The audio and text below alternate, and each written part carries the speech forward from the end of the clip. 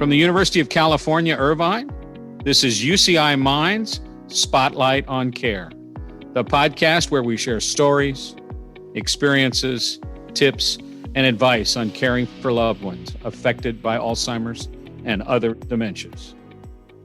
Hello and welcome to Spotlight on Care. I'm Virginia Nave and I'm here with my co-host Steve O'Leary. Today we're going to speak with a physician who can give us some professional perspective about the beginning signs of Alzheimer's disease and what can be expected at the first visits to the doctor. Before we begin, Steve and I like to say a few words regarding our topic. So Steve, were you in denial for a while with your wife Patty having memory problems? Yes and no. So my wife and I worked together in our business, and she would pretty consistently talk to me about the fact that she felt overwhelmed. And I didn't really relate to that because she'd been doing the same job for many years. As it turns out, she was overwhelmed, and I didn't find out about it until the people she was reporting to, she was a controller and she was reporting to the CFO, and finally they came and said, hey, there are so many mistakes happening and things like that. I felt miserable that I hadn't paid attention to the pleas that she was making. They were happening. I didn't see them around the home, but I saw them in our office. So you finally thought to yourself, okay, I got to get a professional in here. Unfortunately, I ended up having to fire her. Oh, boy. Well, I have to say that with my mom, I didn't know where to start. I knew I had to get a doctor's opinion and advice about what was going on with her brain. I took her to her general practitioner and sat there in his office with her right beside me, which for me was uncomfortable and awkward, because I really felt I couldn't tell him everything because she was right there. And was I going to hurt her feelings? And I really didn't know a darn thing about this disease, so it was not a great start. Well, anyway, let me introduce our guest. Our guest today is Dr. Stephen Tam. He is a physician with the UCI Senior Health Center, with a specialty in geriatric medicine and neurology, treating older adults with concerns about memory loss and dementia. Welcome, Dr. Tam. We're glad you're here. Thank you for having me. Well, let's see. Usually, Steve and I interview people going through caregiving or have already gone through the caregiving process, but I'm really happy to interview someone who sees everything from the physician's point of view. And I'm curious about so many things, so let's get started. So the first appointment, Dr. Tam, when someone makes an appointment to come see you about memory problems, are they usually brought in by a family member or do they sometimes come by themselves? Yeah. Again, thanks for having me. I think it sounds like we're going to have some good discussion about topics and questions that I don't know that we ever normally cover for folks. Regarding that first appointment, we probably see a variety of scenarios come up. We have folks that come in with a family member, with different caregivers, or maybe they show up by themselves. Because they're concerned. Now, so they may be concerned. It may be concern from the caregiver or maybe concern from the family. So there's, again, also a variety of situations that arise. Right. Are they saying, well, my wife is repeating everything, or my mom here is repeating everything? Again, it was really awkward when I did that with my mom because I'm telling the doctor right in front of her, she's repeating everything. She's not remembering anything. What do they tell you when they first sit down with you? Yeah, I think we see kind of like you described, but pretty much a wide variety of symptoms. Or signs or things that folks are doing that may alarm the family member or the caregiver, that brings that attention and wants to bring it forward. But sometimes it's remembering details of conversations or forgetting like appointments and events, doing things around the house that seem a little bit more challenging in terms of remembering that task and focusing in on those tasks. Right. So they're concerned, so they make an appointment with you. I've got a question. Yeah. Do you get a sense of fear when you're talking to the patient about what's going on and being with you? Is there like, I'm scared, I'm afraid that something might be true? Yeah. I think again, same thing. We probably see a variety of scenarios. We have those folks that come in, they have a certain level of concern about what's happening to them, and they don't want to lose but certain abilities that they would normally be able to do on their own. And you might get a sense of that. We certainly get folks that also get a sense of relief too, that they're coming in, that, we have these, I'm having this challenge, I'm having this frustration with things. I just don't know what the cause of it. And I'm seeing a doctor, and maybe they can help guide me to what's going on. So there's that component of it too. So there's a range, I think, just as well. It would seem to me that a lot of people are hoping that you're going to say it's aging. Do you explain to them what is normal forgetfulness, or that it's perhaps the start of something more serious?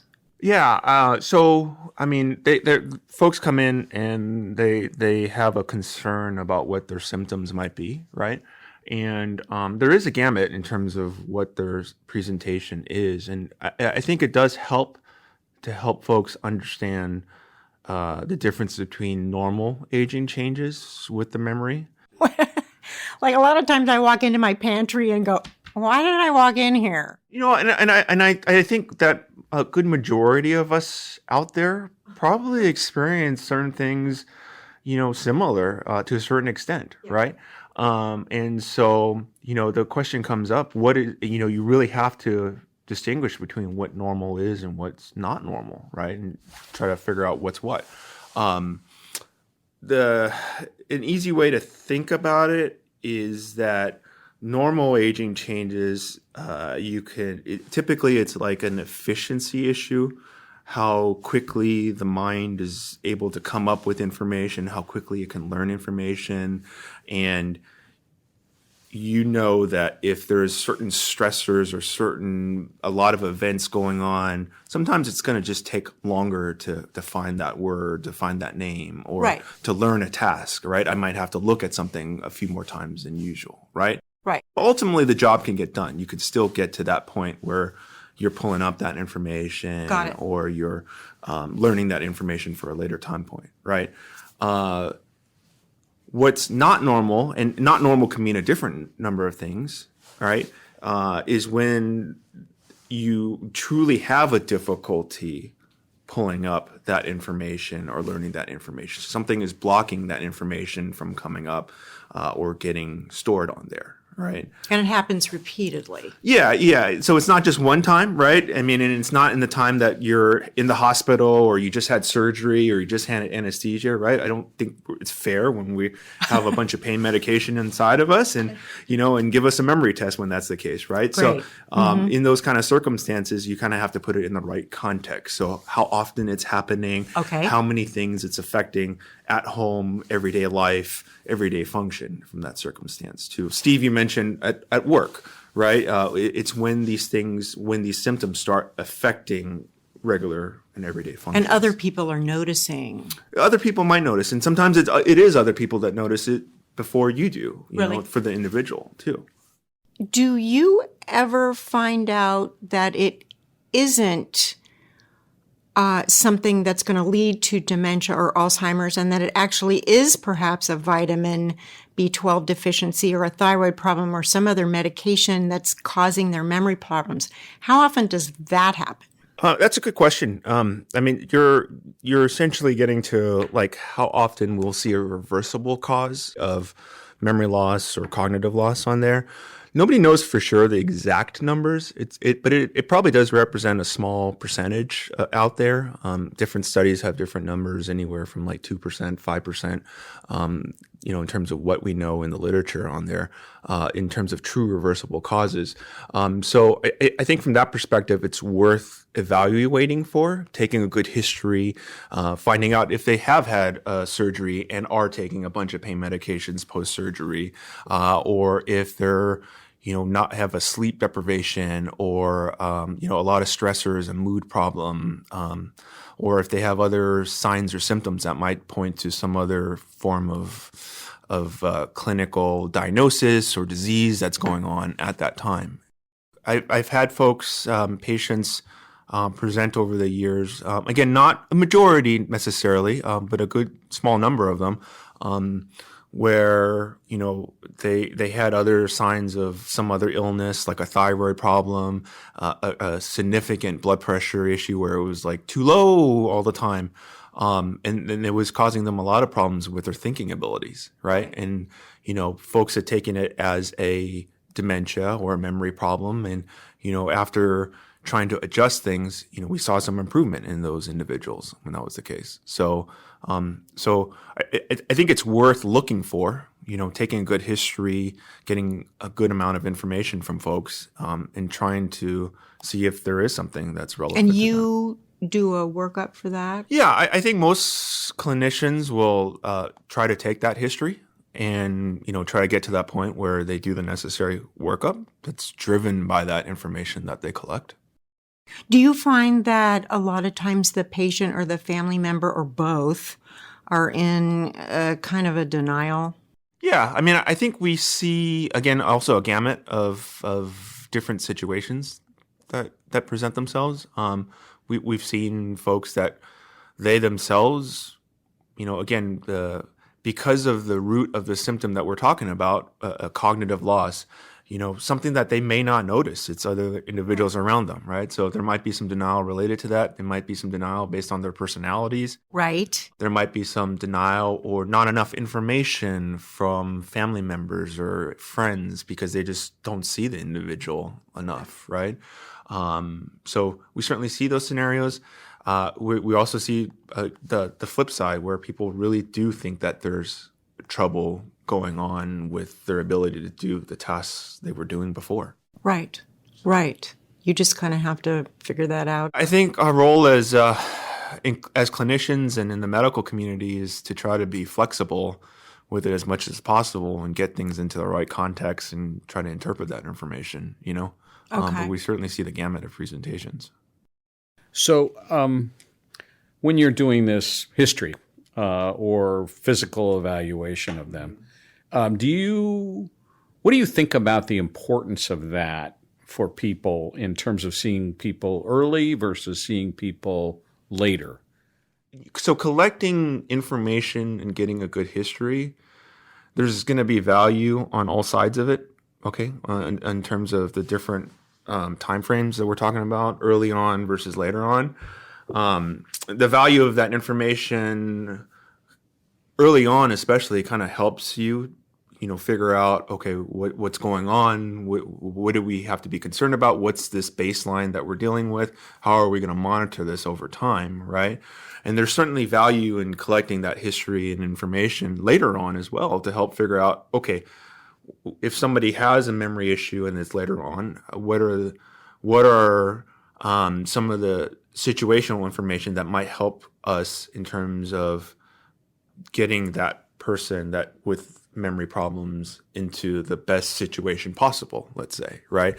Identifying things or situations that might be exacerbating their symptoms, or looking for things that might be more calming or soothing and helping them redirect their symptoms.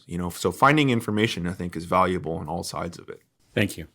Okay, the timing of that was good because I wanted to ask you about the diagnosis of mild cognitive impairment, MCI, as opposed to coming right out and saying, I think this might be an Alzheimer's disease situation.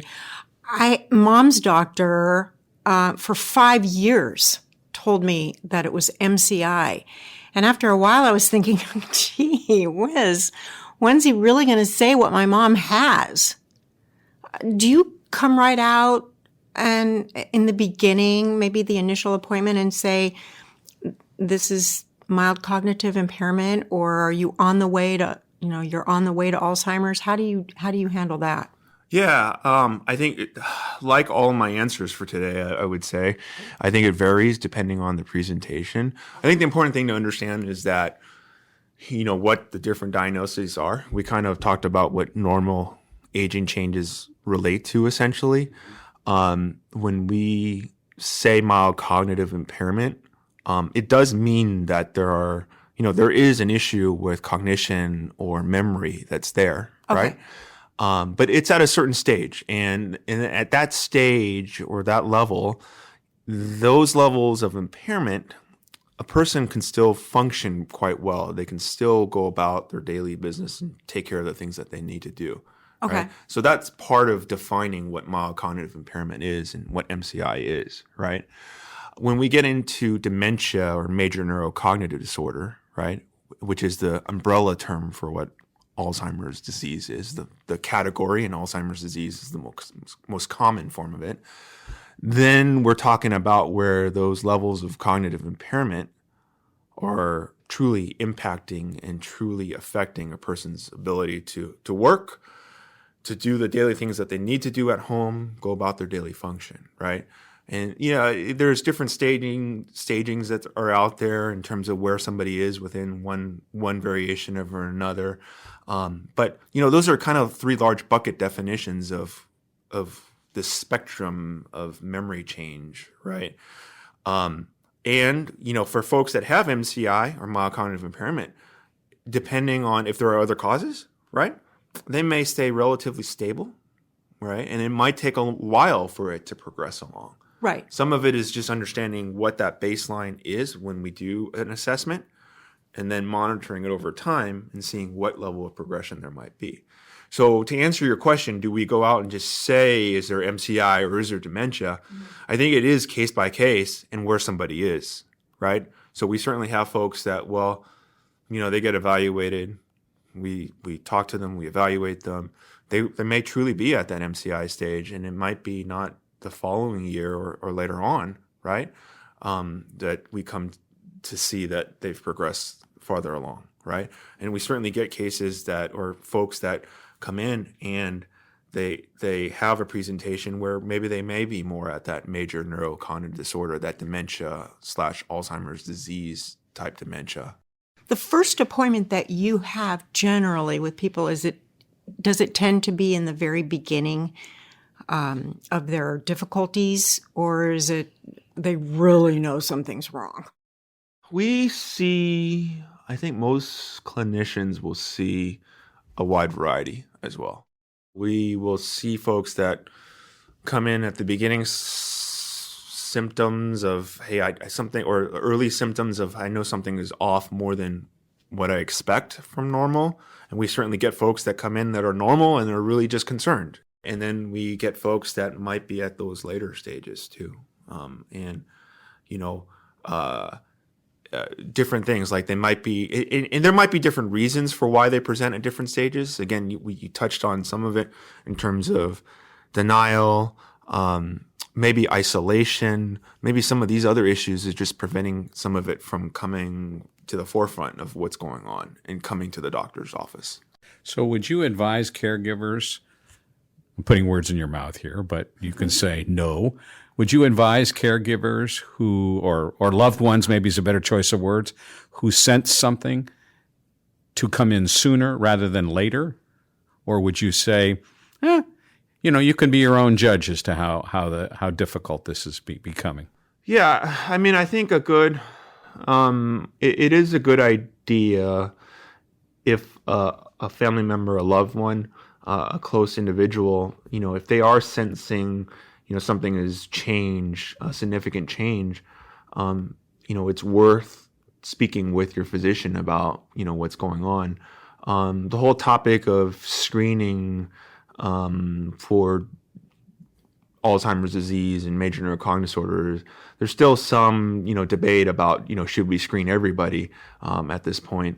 But I think if you're sensing that something it has changed in a person's ability and function, it's probably worth touching base with their physician or having them touch base with their physician, however it is, and, being supportive and being there for them to go with them if that's the case.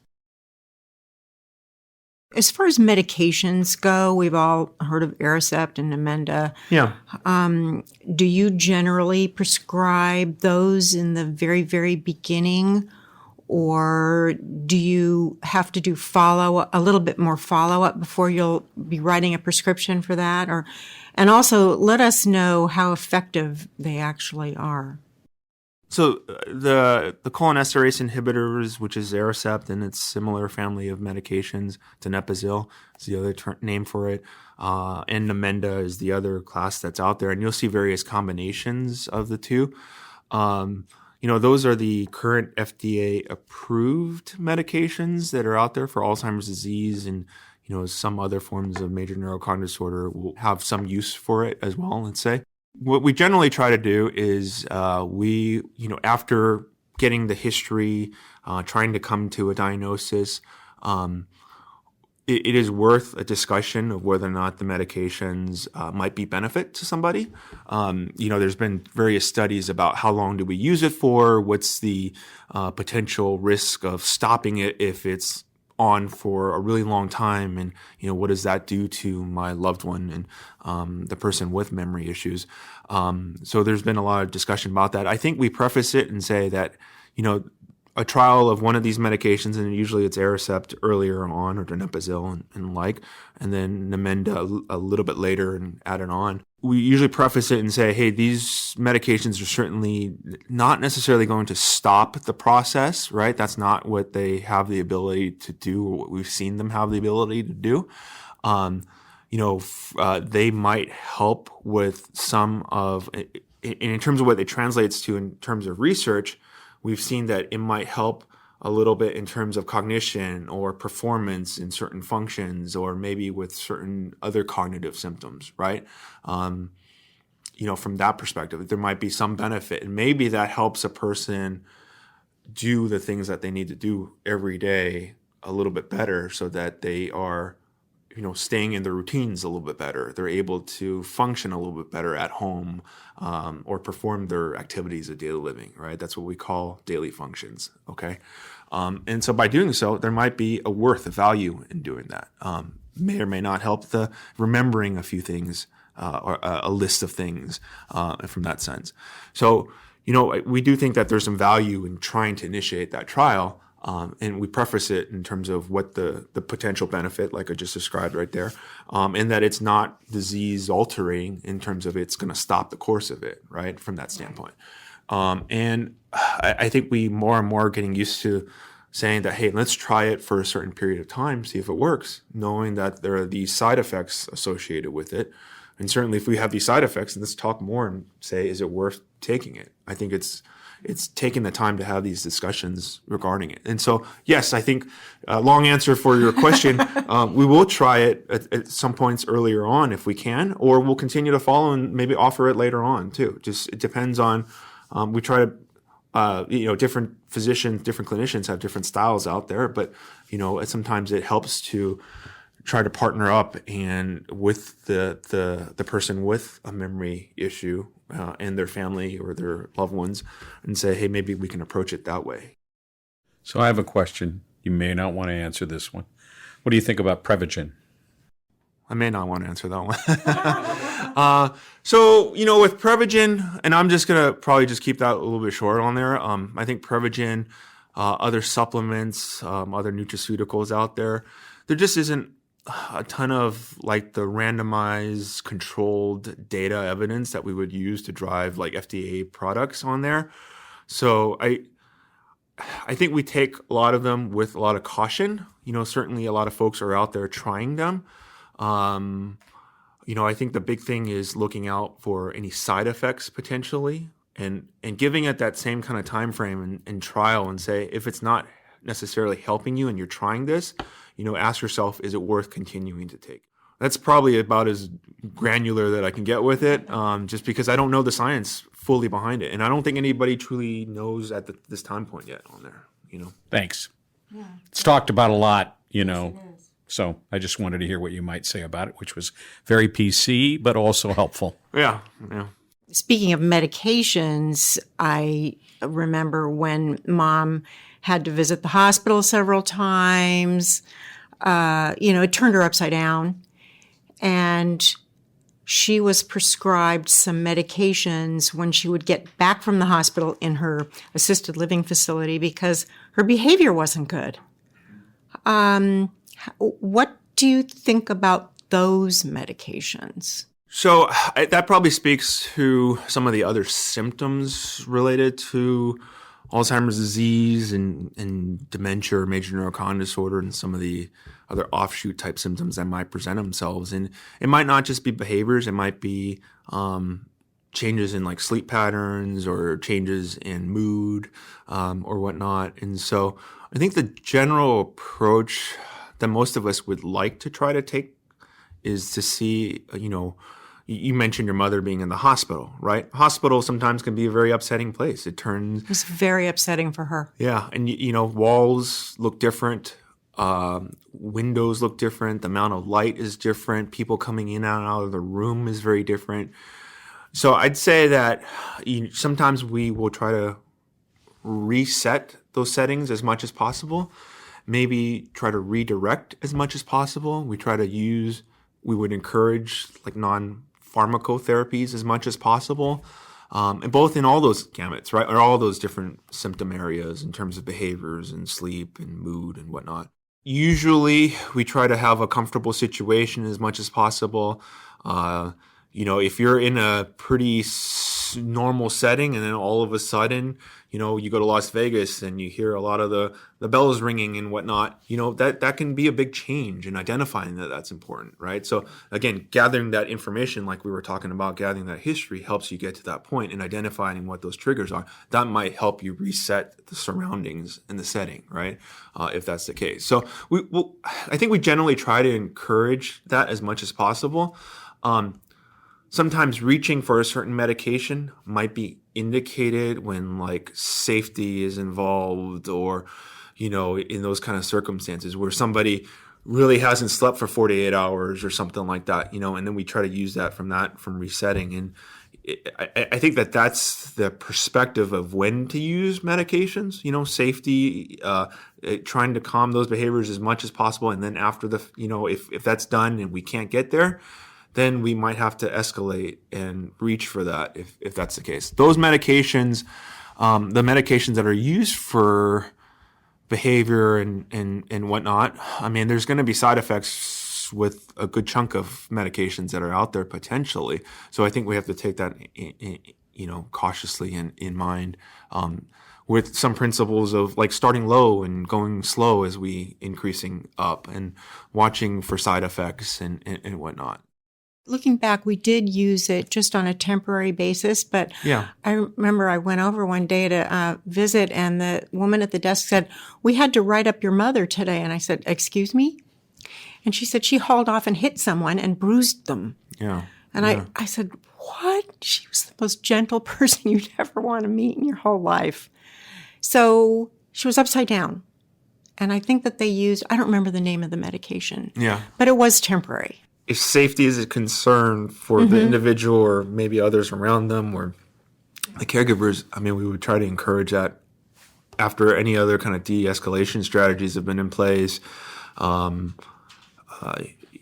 on a temporary basis, on a lower dose basis, for those reasons on there. And then sometimes, that's kind of the last resort from that sense too. Right.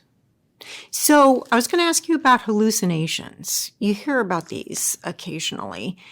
And one time my mom came out of a room and she said, "There's a man in my room." And I looked, there was no man in her room. I do hear from people that their loved one is having quite a few hallucinations. Is that generally frontotemporal, or is that typical for Alzheimer's and other dementias? Like we were saying earlier about gathering information and trying to understand the situation as much as possible and getting the right context. Sometimes we'll see hallucinations, neuropsychiatric symptoms, and other kind of behavioral symptoms driven by it. at different stages and with different forms of dementia, neurocognitive disorder, major neurocognitive disorders out there. So like Lewy body disease is another type of dementia, and that might carry more like the hallucinations or symptoms associated with it.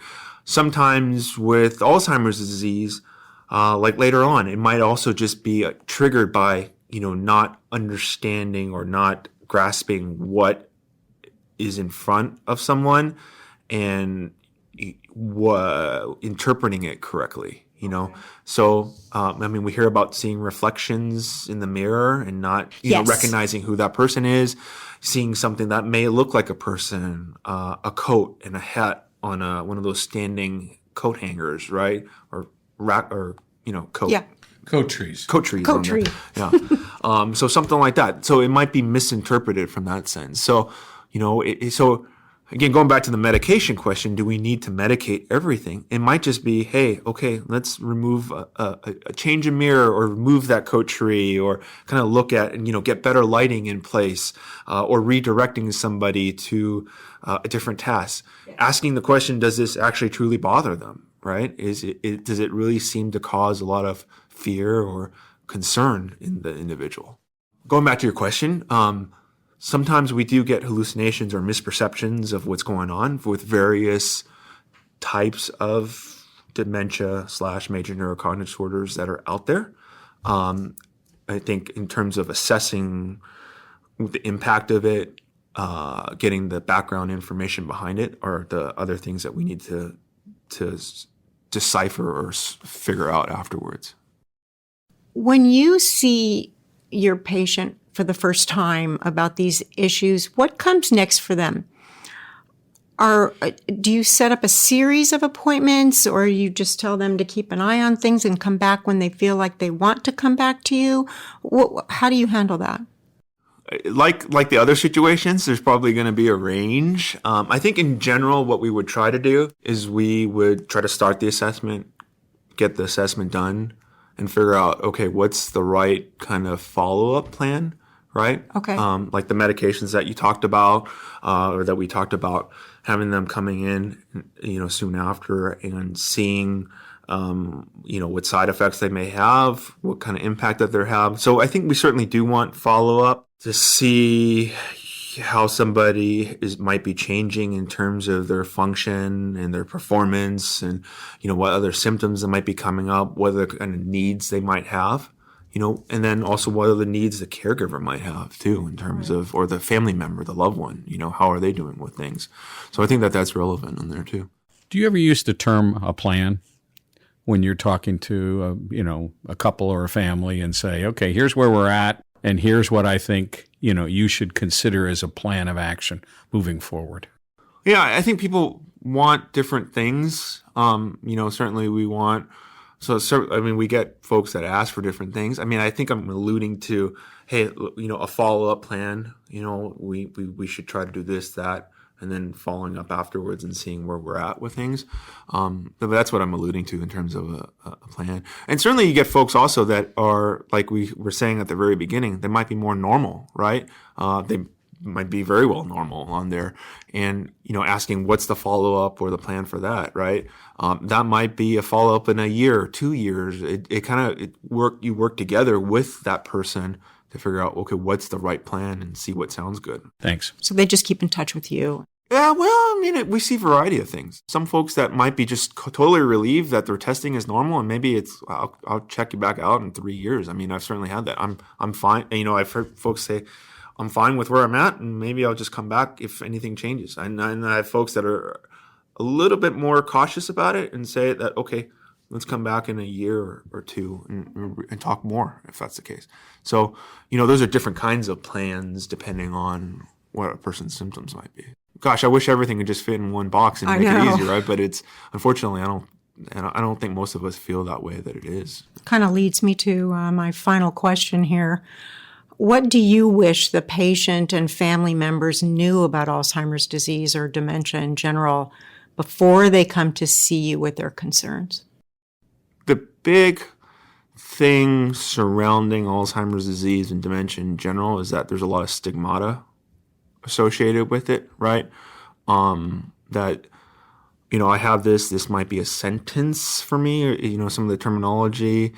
But I think there's no treatment for it per se, that's going to cure it, but I do think it's worth folks knowing that it's identifying, hey, what is going on as much as possible to kind of help sort out, okay, what can we do to figure out what is going to give you the best quality of life? Because I think that's what most of us want in life, right? Whatever the disease might be, right? Maybe even it's diabetes. You can think about it from that perspective. What's going to give me the best quality of life from that perspective? So I think there is some stigmata associated with it, and it might prevent some folks from coming in, but I think it is worth getting checked out, talking about it, discussing it, so that, hey, maybe things can, be done a little bit easier as a result of that.